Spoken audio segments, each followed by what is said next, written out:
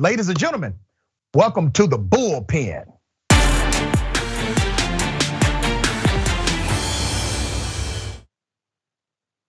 All right, in the Bullpen today, we have Jacob Rich, Reason Foundation, senior contributor to Young Voices. Jacob, good day. Thank you for being on the show.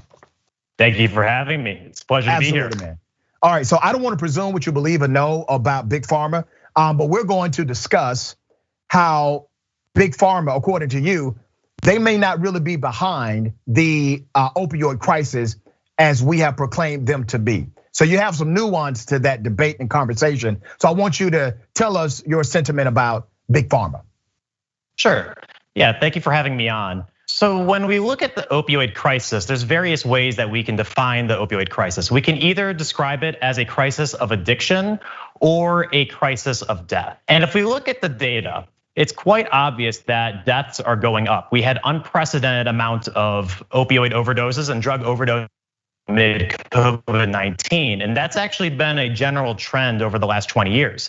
But if we look at addiction rates, if we look at what percentage of the population is addicted to opioids, and we look at when OxyContin was first introduced by Purdue Pharma, there doesn't seem to be much of a relationship between the advertising of opioids, the increase in distribution of opioids by doctors, and changes in addiction rates. And the reason why this is so important is because all of the court cases that are evaluating who is at fault or who's at fault for the opioid crisis, basically has the conclusion that they caused more addiction. But if SAMHSA's data show that addiction rates have been stable, relatively stable over the last 20 years, how can you really blame the pharmaceutical industry for causing the opioid crisis? So let's start, okay?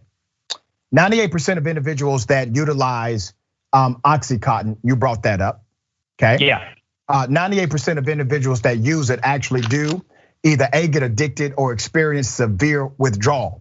Now that is a comparative model to about 15% of the opioid pain medication before oxycodone or OxyContin as some call it. When we look at the data, and I'm glad you're bringing some of the data to the table. When you look at the data, these companies have engaged in everything from false advertisement about their products to illegal kickback. Let me take you to California. In California, Cali did the Purdue Pharma thing. They found that Purdue Pharma engaged in false advertisement by deceptively marketing opioid drugs meant for short-term use as appropriate for chronic pain. They engaged also in unfair competition in violation of California unfair competition law.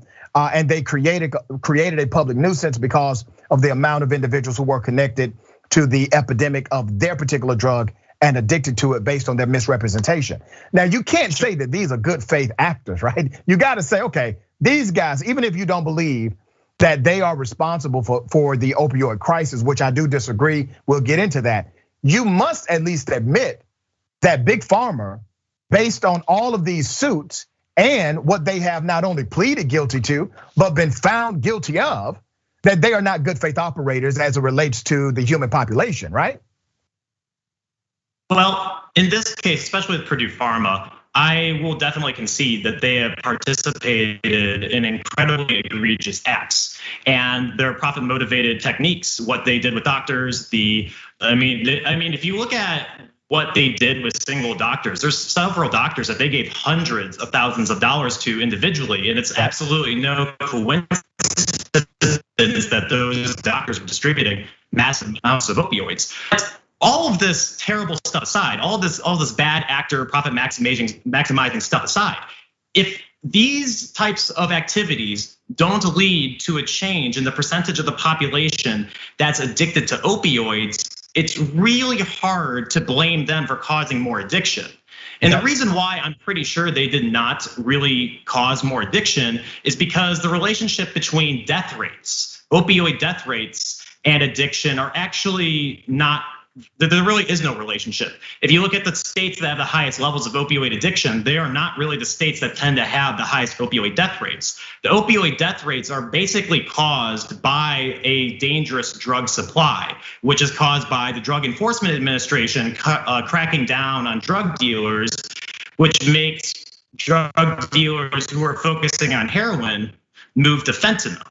So it's just this entire narrative is not focusing on the number one problem. We've seen about a 25% drop in opioid addiction over the last 5 years, but we've also seen about a 50% increase in the death rate. So it's really not obvious that there's much of a relationship between addiction and deaths. And if we define this crisis of deaths, we need to talk about what's causing the deaths. So let's talk about the numbers.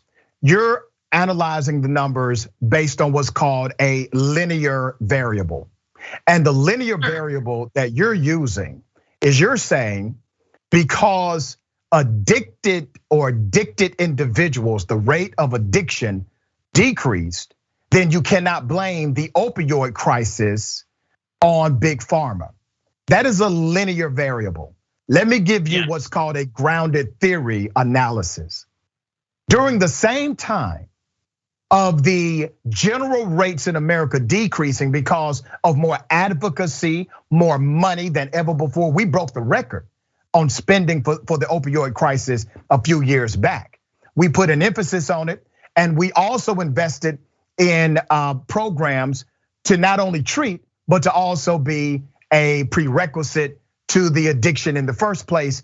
We introduced those programs. So literally, when you compound your linear data with other data that was actually left out of many of these studies that Big Pharma will promote, you see that there were separate elements happening in America that led to the decreasing of addiction or addictive Americans. And also at the same time, you have this introduction of the opioid crisis from Big Pharma. So literally my point is, if you would have not had Big Pharma doing what they were doing, you would have had even more of a massive decrease of Americans addicted to opioids, because there is no mistake about it. When we talk about the number of Americans who get addicted to these opioids, it was misrepresented by these companies in the first place. So you can't split the hairs on this, brother. We do know that the opioid crisis has been made worse because of these particular companies and the way they've engaged. If they would have had a holistic, transparent campaign about what these drugs do, well, that may have actually lessened the burden. And it would have possibly got them off the hook for some of these civil and criminal penalties that may be coming up in the future. My point to you is this: you can't argue just based on a linear data set that says generally the same amount of people are addicted. Well, we also had other services happening to combat addiction in the United States of America. So they don't get off the hook just because your national numbers say, oh, well, you didn't really have a national increase. We have to look at the increase based on what they did. And we know based on what they did, over 90% of people that fell victim to their drugs did in fact get addicted and did have severe withdrawal symptoms, when typically only 15% of individuals would have become addicted to that particular drug or the family of drugs that they were promoting. They lied to us, brother. You don't think that hurt everyday Americans? You don't think that led to more people being addicted? There's a lot to unpack right there. And I think your discussion, what you just brought up, is the typical understanding of what's going on. But if we look at the 1980 New England Journal of Medicine letter that everyone blames for the opioid crisis, it was basically a letter that said, if you prescribe opioids, if you prescribe maybe even OxyContin, there's less than a 1% chance that a patient is going to be addicted to the opioids. And a lot of these cases are basically running on the idea that Purdue Pharma, in endorsing this narrative, caused the opioid crisis. They were lying, but they absolutely were not lying. If you look at all of the academic literature that looks at the percentage of the population among patients who are prescribed opioids, including OxyContin and maybe only OxyContin, it's much less than 1% that actually get addicted. If you look at the BMJ, which was previously known as the British Medical Journal, 0.6%. Oxford, 0.19%. I think it's like 0.29%. The opioid crisis, as described by Purdue Pharma, or at least the addiction rate as described by Purdue Pharma, was actually incredibly conservative. brother, come on, man. They said 1%, and the percentage chance that they get addicted is less than 1%. And it all makes sense if you look at the total number of opioid prescriptions distributed over the last 20 years and have deaths divided by that number. There's only like one death for every 6,000. Let me ask you this. I think it's focusing on these pharmaceutical companies, we're really forgetting who the big villain here is. I think it's really the war on drugs. It's all right, brother. We can talk about the war on drugs. Interventions that are increasing the dangers of the illicit drug supply. All right, I don't have unlimited time, brother. We are just ignoring what's actually important. All right, so I don't have unlimited time, and I want to get to the war on drugs because I think that's significant and substantial to the conversation here. All right. Yeah. I do not believe the numbers of Big Pharma. I never allow the numbers of Big Pharma to persuade my research. Now, they have been self-reporting numbers for a long time. We have found that they are actually legally convicted of fraud. Why in the hell would I take their word for it when they are literally convicted of fraud? All right, giving you fraudulent information in order to make a sale is what they have been convicted of. So let's put that aside for a moment and talk about some of the variables that you brought up. Okay, brother, as I said, I don't have unlimited time, brother. Brother, I allowed you to finish your thought. In prison, jail, the same justice system. They're evil all over the place. Yes, sir, I gave you the respect due to a serious conversation. Okay, I expect you to give me that same opportunity to respond. Go ahead. Make your point. So in the, I will, brother, it's coming. So in the opioid crisis or the epidemic, are you suggesting or flat out saying that Big Pharma has not contributed to the extreme nature of people who are addicted to opioids in the United States?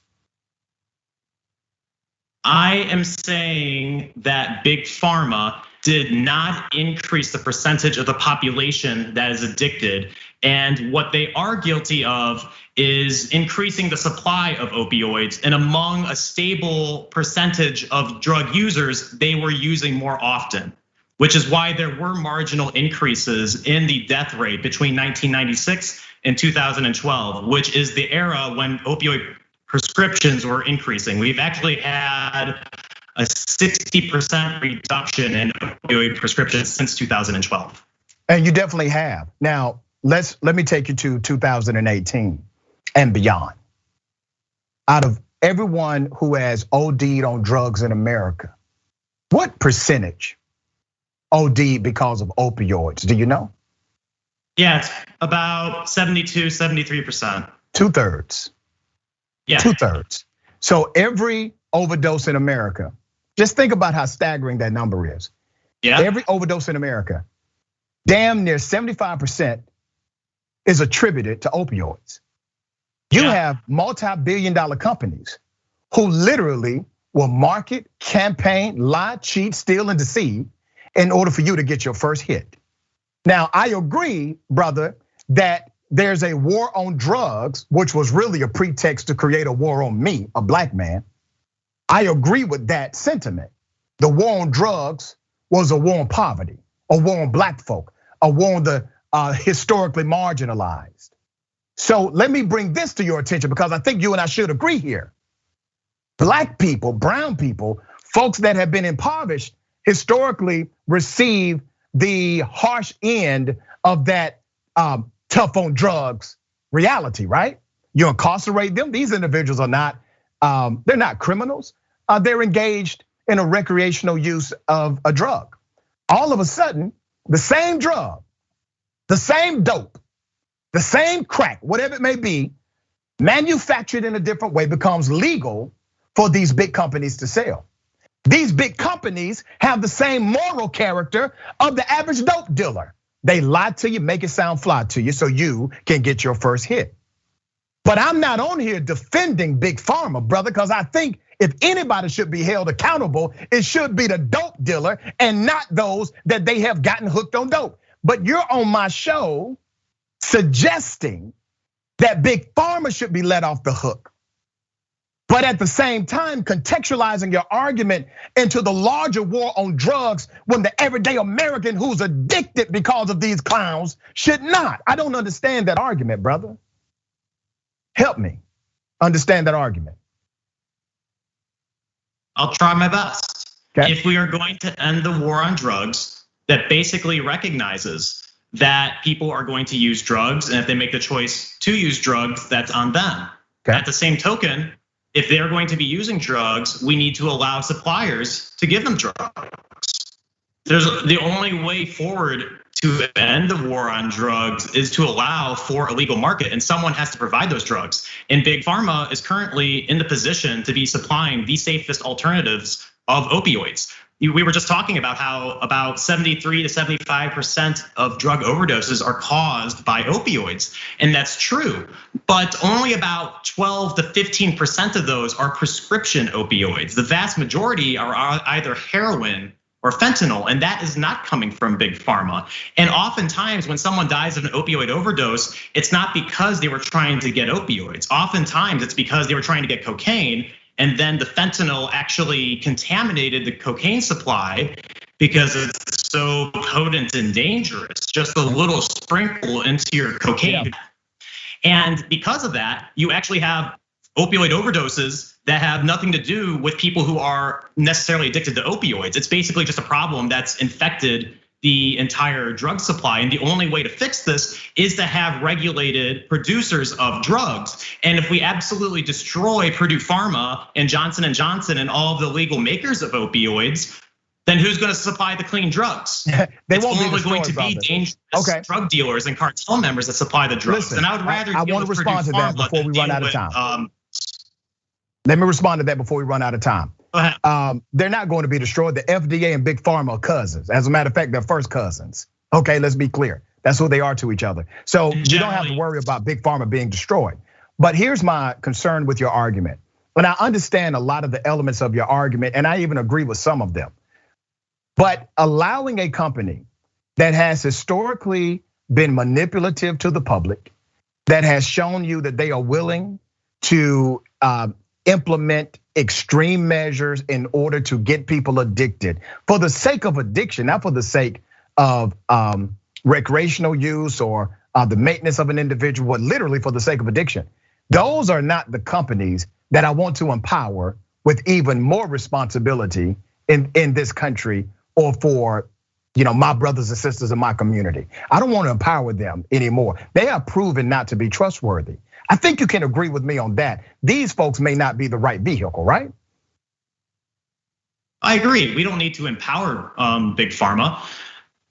There's really no reason to do that. All I'm saying is don't blame Big Pharma for what the war on drugs has caused. Yeah, the war on drugs is separate from Big Pharma. That is a separate argument, separate debate. And when we talk about the war on drugs, we're talking about a pretext to a war on black people, brown folks, poor people, etc. And we can go back to the Nixon era and even really before, but Nixon really put that thing on steroids, no pun intended, all right? So I would love to have you back and talk about the war on drugs because I think you and I probably will have a little more daylight and agreement there. But on this Big Pharma thing, man, no, not where I'm at, brother. But I do appreciate you coming on. Thank you for having me. Big fan of the Young Turks and a big fan of your work as well. Thank you, brother. Thank you, man.